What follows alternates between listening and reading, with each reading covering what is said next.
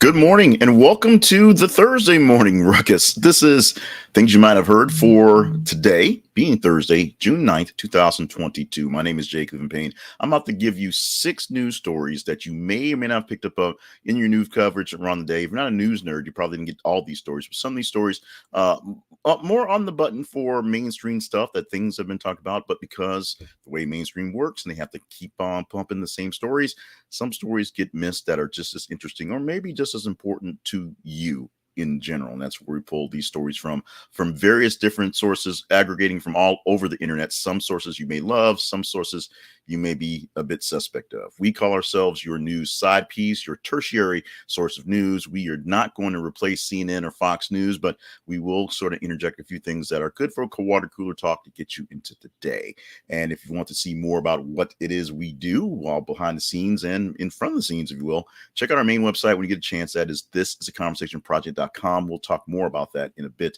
Plus, we will also give you a shot to, when you go there, see how you can help keep things going along with sponsorships and partnerships, things as well. So you can check those things out on the main website. So as my boy O says, keep it pithy. So we're going to do that right now. Moving into the first story for the day. 6 to get in for today. Starting off with what is not the top story in the range of things you thought were conversational, but yeah, this one is probably the most interesting. Nick Cannon is the father of Abby De La Rosa's baby on the way, not his 9th.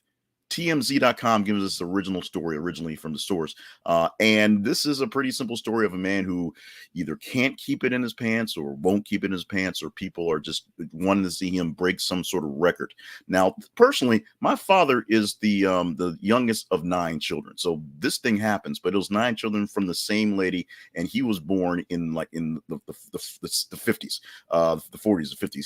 He's 60 years old. So back then, when people stayed with each other and had 9 babies, it was a thing, and the range of ages go from about 90 to my dad at pushing 70. So that happens in a case. Apparently that's happened for Nick Cannon, who was going for a full basketball team, or maybe a full side of a football team for offense or defense. I'm not sure which is going, although he has a bunch of girls. I'm not sure that's going to work either. Nick Cannon about to have baby number 9. So we hope for a healthy birth. We hope for nothing going wrong.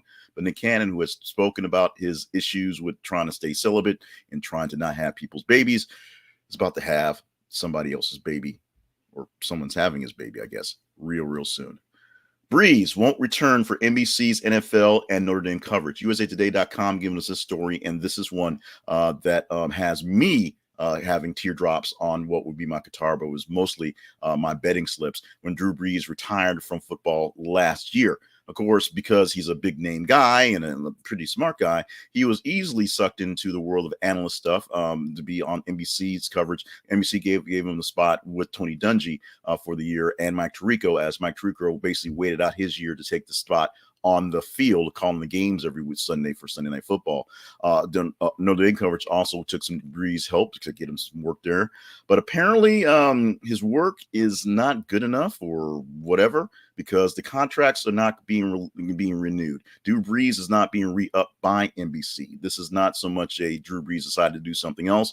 As far as we can tell, he wanted to keep doing this and doing this there, but for whatever reasons in the shuffle that NBC had and getting people into spots they were putting him in, Drew Brees did not fall in line with what was going on. It might be a cutback to their NBC NFL coverage. Once they have Mike Tirico in his right place, he signed on to actually call football games, not be an analyst, and take the spot for Dan Patrick. Maybe Dan Patrick comes back to Sunday Night Football. Who knows? We shall see. What we won't see is any more coverage, at least by NBC-owned properties, that being NBC Universal, for Notre Dame coverage football this season, and NFL for Drew Brees. The next story is this one right here. It goes something like this.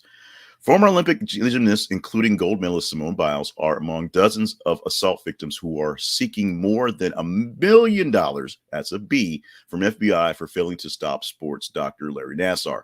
APnews.com gave us this story. This is a big freaking deal. So many, there's just so much stuff is just being blasted by folks. In fact, on a very off-topic subject, there are people who are blasting. I think it is oddly enough, Jim Jordan, who is a wrestling coach who is implicated in some shenanigans in with kids he was essentially supposed to be taking care of, blasting the FBI or blasting the FBI, basically saying that they're trying to replace the FBI's replacement theory for real, replacing conservative voices in the FBI with more liberal voices because whatever. In the meantime, the FBI is being blasted for not doing its job and finding out that people are doing bad things and saving them from that. This in particular. So there are dozens of people, women and assault victims, who basically had tips, not just the Olympic sports teams, but a lot of sports doctors, sports clients dealing with Larry Nassar and the universities over the years who are suing the FBI, not Nassar. He ain't got no money. The FBI for $1 billion to say, yo, y'all screwed up. I'm not sure the FBI has $1 billion to pay out. This is more of a punitive thing and more of a change thing going on. But while people like Jim Jordan are bitching about, not enough conservatives in the FBI, apparently there's not enough people to get shit done in the FBI. And yes, I said get shit done today.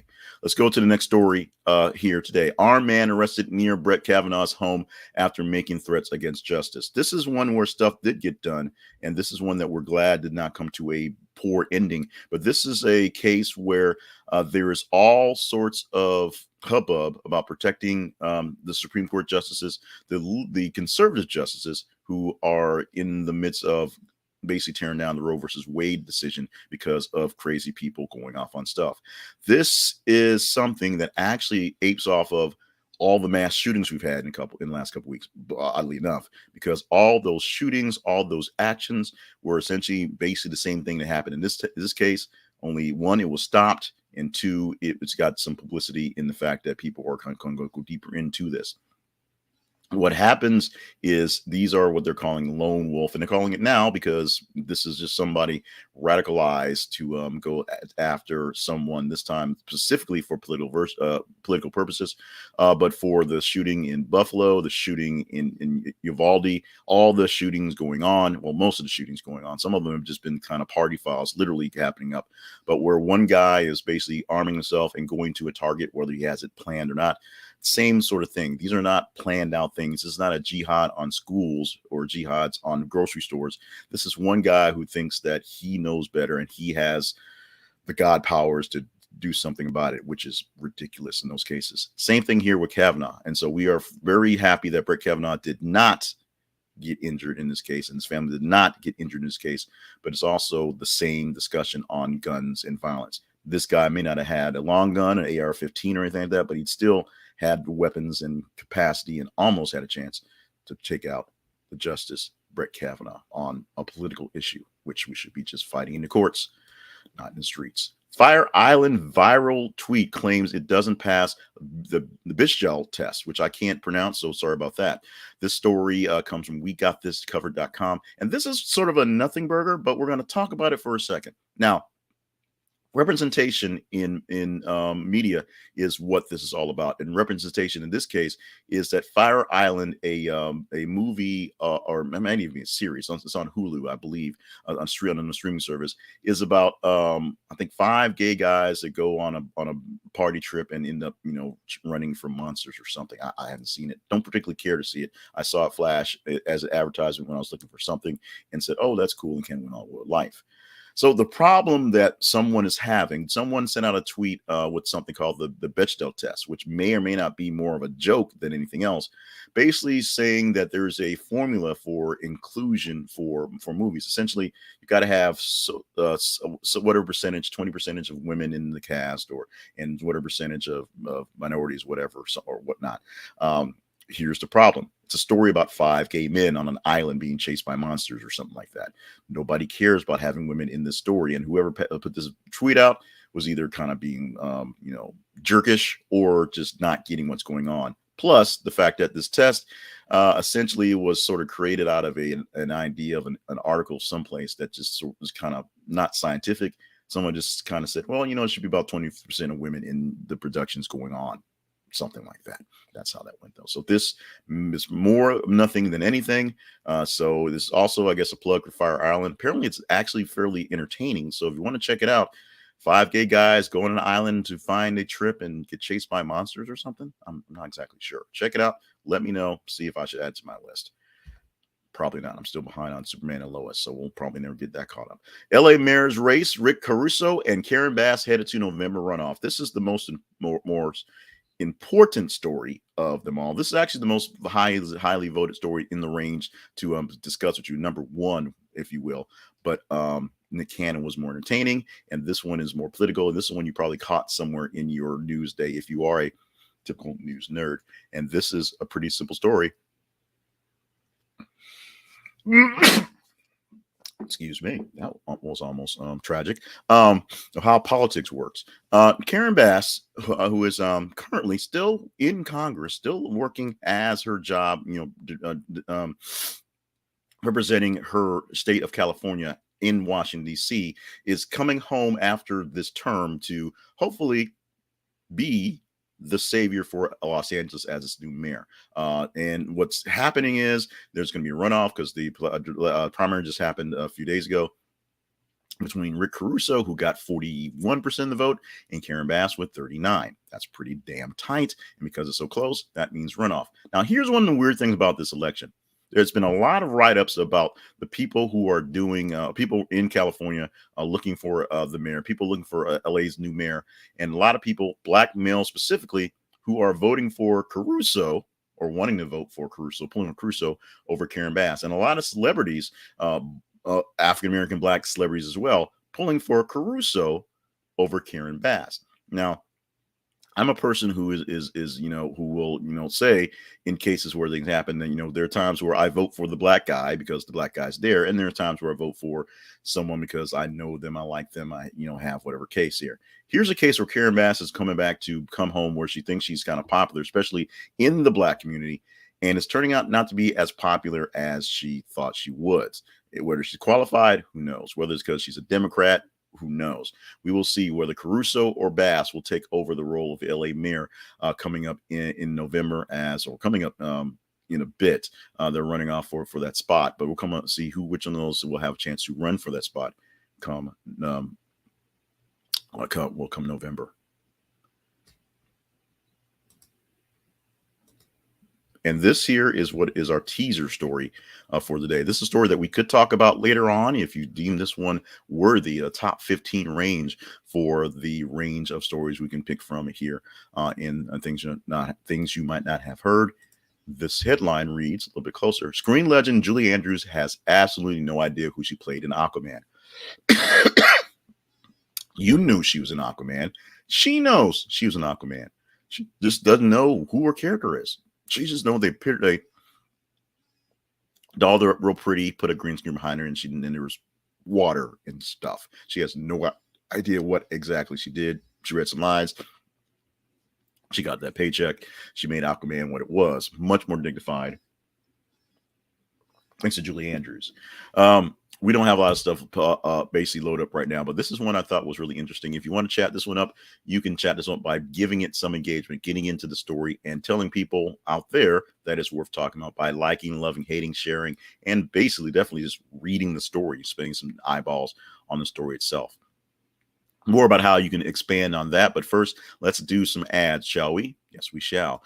Today's video is sponsored by YouTube TV. So we want you to check it out at thisisaconversationproject.com/YouTube TV. And as a friend of mine, we're going to give you $20 off your first month of your subscription. So you can get started going on. They have, as you see there in the picture, 85 plus live channels to watch from, all the channels on what we used to call cable out there that you know and love, including more and more added every day. They just added a whole bunch of Hallmark channels a couple months ago, a bunch of some more Spanish channels, more Spanish sports channels, and more news channels, and some other filler stuff like some food channels and things like that.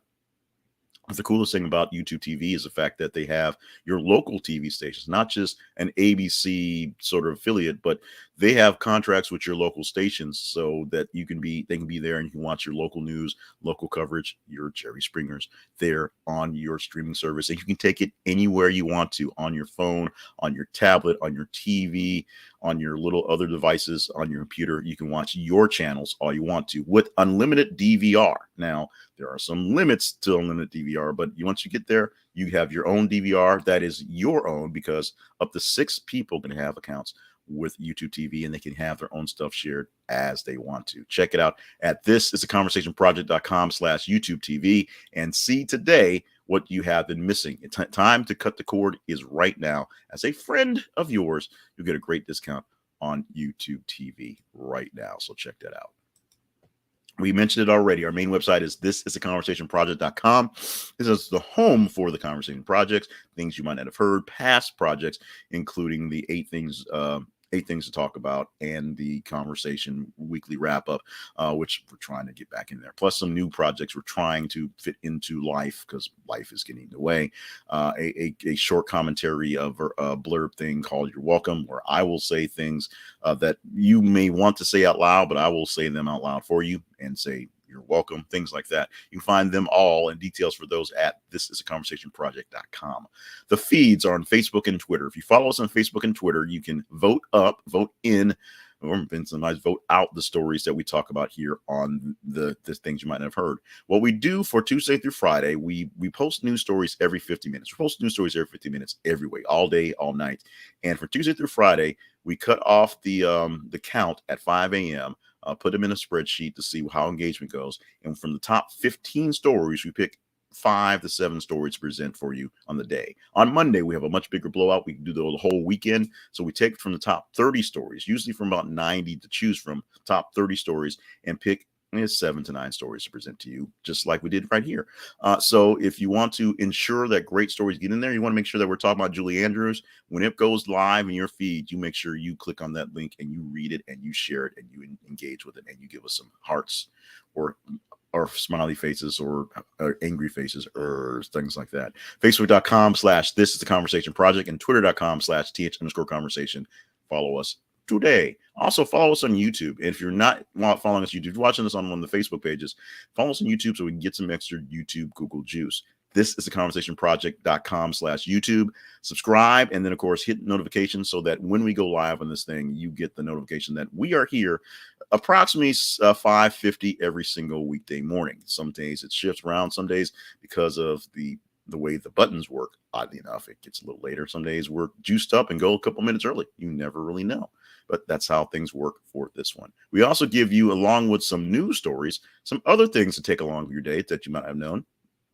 Today, things include June 9th birthdays, starting off with Michael J. Fox, turning 61 years old today. We had a story on him recently about how he's not taking very many roles and very many long-speaking roles, at least, because the Parkinson's just makes it too hard for him to remember the lines and to act them out in succession. So short roles, maybe some commercials, but no real large movies for him going forward. So we are definitely at a loss for that, but definitely great prayers and happy that Michael J. Fox is still with us.